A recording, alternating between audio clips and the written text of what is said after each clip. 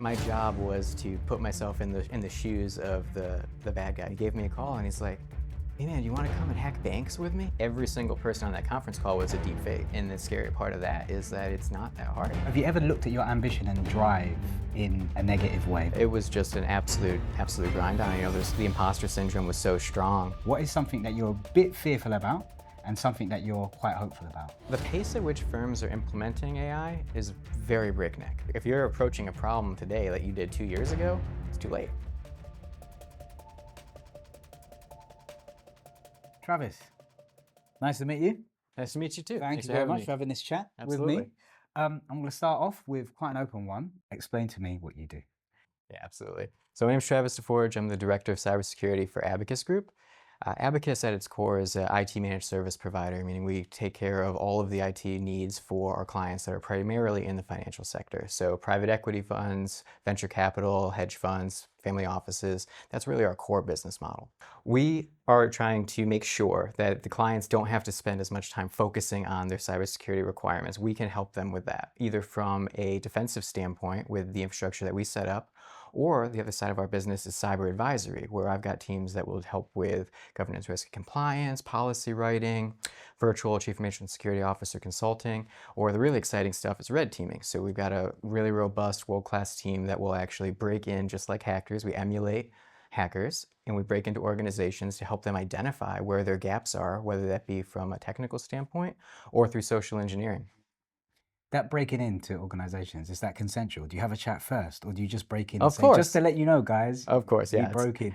Absolutely. It's all on the up and up, so to Yeah. speak. So there's a few different ways that can be done. Either some firms like to have it so that everybody is aware that it's going on, and others will keep it very hush hush, where they'll want to see, especially if we're doing social engineering, where we're actually reaching out and maybe we're using artificial intelligence to clone the CFO's voice, cloning his phone number, calling him up on the phone, doing live deepfake videos. A lot of times they want to make sure as few people about it know as possible. That way they can really understand the defense in depth model for their organization, right? So they can see, like, if somebody does break in, how far can they get before we're able to stop them, before we're able to even notice that it happens. Right. So are we saying that someone senior in the company that might employ you may not tell the rest of the company that they've employed you? Quite common. Wow. I'm really curious as to what brought you to this line of work. Yeah, it was definitely a career pivot. So my undergrad is actually in Mandarin Chinese. Yeah, okay. Totally left. Yeah, definitely switched it up there. So directly out of college, I actually commissioned in the United States Army. I was an active duty intelligence officer, worked with the NSA a lot in Eastern Europe, as well as a little bit with DARPA and on a more technology front in the States. And my wife was actually an EOD officer, so she was bomb squad. And we decided that we wanted to have a family, and those weren't really the ideal career paths for, Right. to raise a little one. So ended up taking a bit of a pivot, and the safe thing for me to do, right, would have been go to the Beltway, go to DC, and work at one of the intelligence agencies. Like, that was what I knew. But the more that I got exposure to the more technical aspects, especially what we were doing in Fort Irwin at the time, I was leading up a program where we were doing drone swarms. So you can kind of think of like what the Chinese did at the Olympics at one time, where they had to do all those things. Well, we were weaponizing it, right, with cyber payloads, and we were doing Wi-Fi hacking on them, dropping all different kinds of different techniques to affect the battlefield. And I just thought that was so cool. So I took the pivot, did a lot of retraining to get into more technical side of things. And I reached out to an old friend, just fired up LinkedIn, had like 4 connections at the time. He gave me a call and he's like, "Hey man, do you want to come and hack banks with me?" I'm like, no, I'm trying to do something legal. And he had to explain it to me because I'd never heard of penetration testing. I didn't know what that was. Penetration testing. That's what it's called, yeah, ethical hacking or penetration testing. Right. So I was able to do an internship with that company at the time was called Go Vanguard. And while I was building up those technical skills, what I was able to do a lot of was that social engineering aspect, because so much of that is intelligence gathering, building dossiers on people, figuring out who reports to who the organization's partners are, who's their IT provider, who are their LPs, if it's a PE firm, who are their portfolio companies, and building these really tailored scenarios where we can go and reach out and trick people into divulging either information or access. And so over time, I started to do more and more of the technical side of things. I think over the years, I did around 300 enterprise penetration tests with social engineering. Wow. Eventually switched into more of a leadership role onto that one. Vanguard acquired Gotham Security. We changed the name, and Gotham Security was acquired by Abacus Group in 2022, and we've just grown like wildfire since then. And what's been really symbiotic about that is that in the old Gotham Security days, we were really industry agnostic. We worked with clients that were 3 to 4 person small businesses, all the way up to Fortune 500 insurance companies. And so when we got into the financial sector with the Abacus, when Abacus acquired it, it was a really nice relationship where we could have that relationship with the private equity firms, but we're also one of the very few cyber providers that had the expertise across sizes and sectors where we can also help them with their portfolio companies. So now a really big thing in the sector is portfolio security. So many of the breaches that are happening are because of third-party risk, right? You hear about that with, you know, Mark and Spencer. You hear about that with Victoria's Secret. All these recent ones that have been in the news. A lot of times those start from either a vendor that got compromised or someone upstream or downstream in the supply chain. Or in the PE space, especially PE and venture capital, their portfolio companies are usually a much bigger attack surface than they are, but it's a foot in the door to then spider into the rest of the portfolio. So it's a major focus point for us now. So fascinating. Outside of your role with what you do, your company at the moment, who would you say you are at your core? Like, what are some of your characteristics that may have lent itself to what you're doing at the moment? Yeah, I like to say that I'm a teacher at heart, right? I really like whether it's explaining things to my 4-year-old, like that's where I'm happiest, right? Is when I can converse and talk to people and really explain things that I'm passionate about. That's what I really like. So a lot of things what I'll do is I look at these engagements with these clients more as we have the chance to educate them, help teach them things that they might not necessarily know about. It's not all about hacking in and saying we win, right? It's about being able to guide them through that process and help see their organizations grow. I just find that so intrinsically rewarding. Mm. Has there anything, have you ever been, I guess, not scared, but have you ever looked at your ambition and drive in a negative way? Have you ever like hit the brakes on what you're doing? I was really scared to switch out of the Intel community and Okay, switch the into pivot, cyber. right. It was something I knew virtually nothing about. We were about to go from 2 incomes to none because my wife was stay at home when she got pregnant, and that was our intention. So that was definitely a leap of faith. Luckily it worked out good, but I didn't have time to pump the brakes because you have a certain date, and at that date you're out of the military, right? So I got pushed forward by a contract, right? I had 90 days to figure out what you're going to do and get out and make it work. But that was definitely one of the most stressful periods as making that leap to switch sectors to move across the country again, and then just to go down from 2 to 1 income and support the newborn. Yeah. Wow, newborn as well at the same time as you guys were pivoting. Yeah. Wow. How did you manage that, if you don't mind me asking? Because that's a lot of change all at the same time, right? Like we talk about business and entrepreneurialism having to deal with a lot of uncertainty and change. Like how are you able to manage the professional side as well as the personal, like which is the relationship and fatherhood, I guess? Yeah, for a long time now, I've been very bad at work-life balance. Oh, okay. Yeah, Like the rest of us. yeah, it's certainly something that I'm Mm. working on very actively. But it was just an absolute grind on it. There's the imposter syndrome was so strong that I actually liked having the newborn be awake for 20 hours a day because I could sit next to her and rock her with the foot, and while I'm trying to Yeah, read yeah, these yeah, yeah. Verizon incident response reports and all these other things to try to really gather it in. But over time that catches up with you, Yeah. right? And so like this year I've maybe been able to step back a little bit from being so crazy on the hours. Joined a golf league, and like that, just being outside instead of being in front of the computer just zoning in. That's really helped tremendously. Yeah, I imagine your job is so cerebral. It's a lot of head work, isn't it? So to get out into your body must just level you out a little bit, I imagine. Almost entirely, yeah. It's Yeah. cyber is an interesting thing where it's one of the few things that moves so incredibly fast. You'll hear in some sectors, like some people will say like, "Oh, that's 2005 thinking." Well, for us, it's 2023 thinking, right? If you're approaching a problem today that you did 2 years ago, it's too late, Wow. right? You have to keep up with it, and so you have to have that passion to always stay on the forefront because that's what the clients rely on us for, Mm. right? Is to be parallel or a little bit ahead of where those sophisticated malicious actors are, right? Because if they're doing things that we haven't figured out yet, we're no Yeah. help to them at all. Yeah. We talked earlier on about the space that we're in at the moment, right? So we're in a lot of uncertainty at the moment, especially with AI moving at the speed it is moving at, right? Yeah. And I guess your company's job is to help people mitigate against risk. So how do you navigate the speed at which the landscape is changing? Yeah, that's a really good question, and it is very challenging with when we're trying to emulate these sophisticated malicious actors. We have to do a lot of threat intelligence, a lot of information gathering as the techniques that they're using. Because a lot of times when data breaches are published, they're not that specific, Right. right? They'll say that these records got compromised, it was from social engineering, but they won't go into the depth of exactly what happened.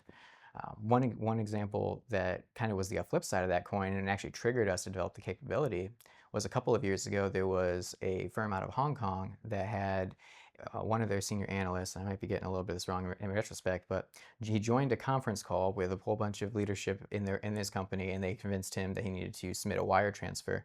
Every single person on that conference call was a deep fake. And this was early. I mean, this was a couple people might have heard of OpenAI, but it wasn't table conversation to everybody. And that firm ended up losing 25 million in that process. So when we see something like that, even if the details aren't really there, that's when I sit down with my cyber research and development team and we're like, okay, this is a capability we need to develop in-house. And I'll tell you, once we got that started, probably January last year in production, right, being able to find someone who did an interview online. Mm. We actually had one client who was on Undercover Boss. We used that to clone his voice. When we started that in January last year, we needed 10 minutes of good audio to do it meaningfully, right, to do it in a way that was realistic. Now we can do it in about a minute, and it's spot on. It's not type something up and the computer spits it out at you. It's somebody on the phone in real time Yeah. speaking through that, and there's virtually no lag. It's crazy, and the scary part of that is that it's not that hard. And, you don't need to be a PhD with expensive equipment to do this. You need ChatGPT and YouTube. So the barrier to entry for these Mm. techniques, which are sophisticated and easy at the same time, Right. is so low now that Mm. the amount that we're seeing it propagate throughout the financial sector is just astronomical. As a father, Hmm. does that scare you? The world that we are in at the moment and the speed at which this can happen. It concerns me in a lot of ways, but Right. my daughter's young enough that she's going to live with she's going to grow up with no other, there's Yeah. nothing This to will be nothing her to look norm, back on, right? right? It'll be steady state and normal for her. So I mean, she's about to turn 5 years old. She's already using AI for various different things. Pretty much as soon as she learned to read and write, she learned how to use ChatGPT on her Right. on her iPad. We got it a little restricted, but Yeah. um, it's going to fundamentally change. Not just affect her learning style. It'll probably be Mm. much different than the way that I got used to it, right? Because she has all these different resources available. But pretty much every aspect of whatever industry she's going to look at when it's time for her to choose a career path is going to be with an AI center around it. I love that. Because there's so many people that I've asked that question to, and it's just such a spectrum, the answer. Some people are Oh yeah. just really fear-led, and some people are quite hope-led. So just pulling on fear and hope at the moment, in regards to where we are at now in the current landscape, what is something that you're a bit fearful about and something that you're quite hopeful about? The pace at which firms are implementing AI is very breakneck. A lot of them are doing it because their competitors are doing it, or Mm. other people in the industry are doing it. They feel like they're falling behind, so they rush to get an implementation. And a lot of the clients that we work with are going through these implementations without a real clear end state in mind, right? They're not starting at what they want to achieve with the AI and then backwards planning how to implement it. They're rushing to implement it and then they're figuring out what it's going to be able to do for them. And that introduces a lot of different security risks, whether it's something that they created in-house or if it's something that they got off the shelf. There's a lot of scenarios that need to be thought through and considered from a business risk perspective. And I'll give you one example. One of the things that the SEC, FCA, DORA, you name it, requires is a tabletop test of your incident response plan on an annual basis. Right? So you get your stakeholders around the room. You have a scenario that would traditionally be like, Bill in accounting clicked on this phishing email. All right, what do we do next? Or do we need to call a legal counsel? Do we need to report this to the SEC? Who calls who? Who is going to reset his password? Do we Mm. need to reset other people's password? They think through that thought experiment, they document it. Well, now with the changing technology, we need to get away from those ones that have been done for 20 years now. And now the more likely scenario is Bill and accounting dragged the wrong spreadsheet into the wrong AI. We don't have an NDA with them. Is that a breach that we need to notify our regulators about? Mm. Maybe. But it's not something that was considered. It's not built into their policy of how they're going to be using AI. So slowing down a little bit, even when the Yeah. technology is moving fast, tends to be prudent from a security perspective. Yeah. And when you say slowing down in this context, what do you mean slowing down how companies might be using AI tech? I would just be happy if they put a policy in place, acceptable use policy, just like you have to do with your workstation, right? Where it Right. says you can use this computer for this, this, and this, Mm, and not that. Even if they just start with that basis, like this is our approved AI solution, you can use Copilot. You can't use ChatGPT because you like it better. You can use Copilot, mm, right? You can use it for these kind of things. You can't make investment decisions with it, but you mm, can use it for market research. Whatever it might be with the risk profile of the organization. Starting with a policy like that and then building on top of that is a good way to do the groundwork.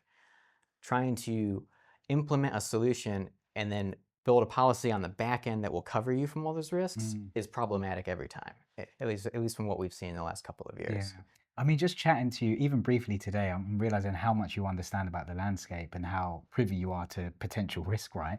Does that carry over into your personal life? For example, if I speak to a lot of people from different walks of life, right, and they can see life through that lens or Sure. specialism.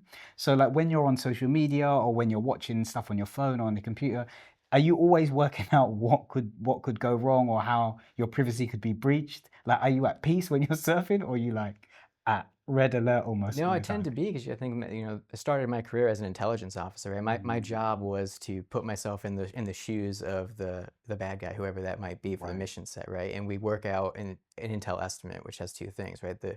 The enemy's MDCOA, most dangerous course of action, and most likely course of action. So you kind of always have to, I kind of always look at something with those perspectives of, all right, how Mm, is this going to get exploited? And how is this most likely going to be impactful? And I think that's really what makes me good on the cyber side. It's not, right. even though that wasn't necessarily super technical, the mindset of putting yourselves in the shoes of the malicious actor kind of trains you to think about how would somebody be able to exploit that connection or that thing that they just posted on their website Mm, for a particular attack. And you can think of this in the financial sector, especially when we're at the private equity conference. Most private equity firms put their entire portfolio on their website, right? right. They say these are our old investments we exited, these are our current ones.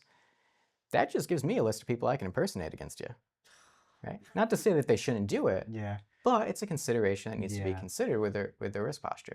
Before I go into my quick round, my Yeah. quick fire questions, is there any general practices or tips that you can give individuals, maybe freelancers or even companies, to just up their security game without having to come to, obviously they're going to want to come to you guys for work, but is there anything we can do to Yeah. just stay safe from that? On the individual side, everybody should have identity theft insurance. It's cheap. There is What insurance, sorry? identity theft insurance. Identity theft. There is no reason not to have it. There's a great company called Aura that I use personally. I don't get kickback from that or anything. There's no I partnership, believe but you. my family uses it, and it covers my whole family, including my daughter. She's 4. She's still got a social security number. It can still be stolen. That is table stakes at this point. I think it's $18 a month for the 3 of us, right? It's well worth it. And the other thing that's really cool with that is that there's a data sanitization service. So constantly there's all these data brokers that are out there that are selling your name, your address. That's why you get all the junk mail and the robocalls and all those things. And what these services can do is you give them a limited power of attorney so they can reach out to the data brokers on your behalf and demand they take you out of your database. And they just do that all the time. Mm, So doing that can dramatically cut down on the spam emails you're getting, the phishing emails you're getting as a person. okay, and what about the business side? Regardless of what your regulatory requirements are, I would recommend every business have a risk assessment during the year, whether that be something that is completely inclusive of the entire portfolio or focus specifically on the firm, on the core firm. Go through have a firm or a third party. You can do it internally if you've got somebody who's very comfortable with it. Go through every aspect, every setting, and really think about, does this make sense for my business? Just Mhm. because it's not a vulnerability in the sense that this isn't a server from 2003 that we're hoping is going to age like wine instead of milk. That's not the case. But is this a setting that's a default one that Mm, might just not make sense? And I'll give you an example for that. Microsoft has a default setting in Microsoft 365 where if you invite a guest to your environment, that guest can invite more guests on their own. For some business, they might look at that as a great collaboration opportunity. I have yet to encounter that, right? For Yeah. everybody else, they look at that as an opportunity for if a bad guy gets in, they can invite more backdoor accounts. So going through and considering it, whether you're a PE firm thinking about portfolio security, or maybe you're private credit or you're a hedge fund and you're thinking, oh, wow, wire fraud is the biggest thing I need to consider right now. Where are there things in your environment or in your processes that might be able to be exploited? Yeah, I can imagine. Travis, that's been so helpful. Thank you. All right, I've got a couple questions for you. Well, 15 actually at the moment. I'm going to hit you very quickly. All right. And your job is to just pick one of those without overthinking it and just hit me back with it, right? So it's a multiple choice, this or that game. First one, risk or reward? Risk. Really? Okay. As someone that works in cybersecurity, I would have thought the opposite way. No, my whole job is to deal with the risk. I need to know what they are. Ah, okay, love that. Cash flow or compound growth? Cash flow. Bull market or bear resilience? Bull market. Early bird or late closer? Early bird. Instinct or data? Instinct. I would have thought data. Anyway, that's my judgments. Diversity or double down? Diversity. Old money wisdom or new money hustle? New money hustle. Well, you're answering really quick. I need to speed up. Play to win or play not to lose? Play to win. Tesla or Rolex? Tesla. Boardroom or backroom? Boardroom. Legacy or liquidity? Liquidity. London or Dubai? London. Equity or influence? Influence. Soft skills or sharp suits? Soft skills. Work smart or work forever? Work smart. Oh, I love that. Travis, it's been an absolute pleasure. Thanks so much. Thank you very much, my friend, and Absolutely. good luck with everything. Thank you. I appreciate it.